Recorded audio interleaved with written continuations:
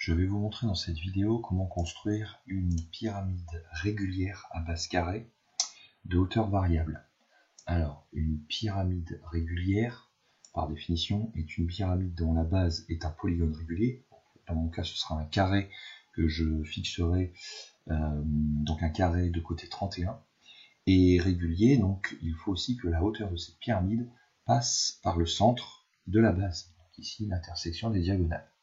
Je vais commencer par créer le premier point de ma base, ici l'origine du repère.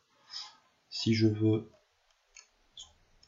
une base de côté 31, il me suffit de placer un premier point sur l'axe des X à la graduation 31 et un deuxième point sur l'axe des Y à la graduation, alors ici moins 31 puisque l'axe est dirigé vers le fond de l'écran.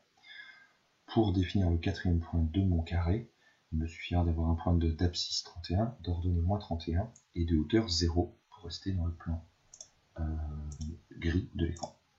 Donc je vais dans la barre de saisie et je vais saisir les coordonnées de mon point. Donc, sur GeoGebra, on saisit un triplet, donc 3 valeurs séparées ici par un point virgule, et non pas séparées par une virgule et non pas par un point virgule. Si vous séparez les 3 valeurs par un point virgule, vous définirez un vecteur. Si ici je veux définir un point, mes 3 valeurs sont séparées par une virgule. Voilà, si j'ai mon point D. Maintenant, je vais construire la hauteur de ma base carrée passant en son centre. Donc d'abord, je construis mon polygone, voilà, mon carré. Je détermine le centre, donc ici avec l'outil milieu ou centre. Je clique sur les extrémités d'une diagonale. J'ai mon point E, donc bien le centre de la base, et avec l'outil orthogonal, je vais donc tracer une droite passant par E, perpendiculaire à ma base. Voilà. Maintenant je vais faire un peu le ménage, donc je vais masquer les éléments inutiles, donc le point E, mon polygone n'est plus utile. J'ai les 4 points donc, de ma base, il me faut mon 5e point qui sera le sommet de ma pyramide. Je vais le lier donc à ma hauteur, ici le point F. On voit bien que si je déplace le point F, il va coulisser le long de la droite. Je peux maintenant effacer la droite et construire ma pyramide.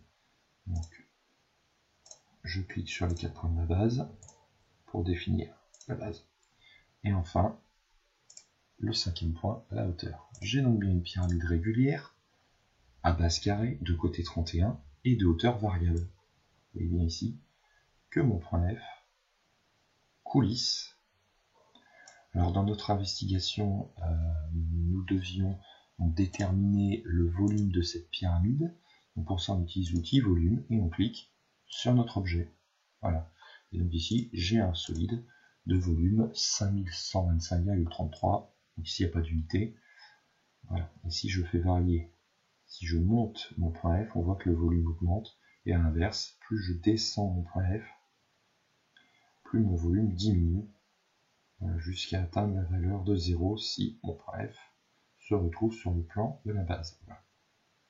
Ici, j'ai plus un solide en fait. Avec ces informations, vous pouvez donc terminer la démarche d'investigation. Bon courage.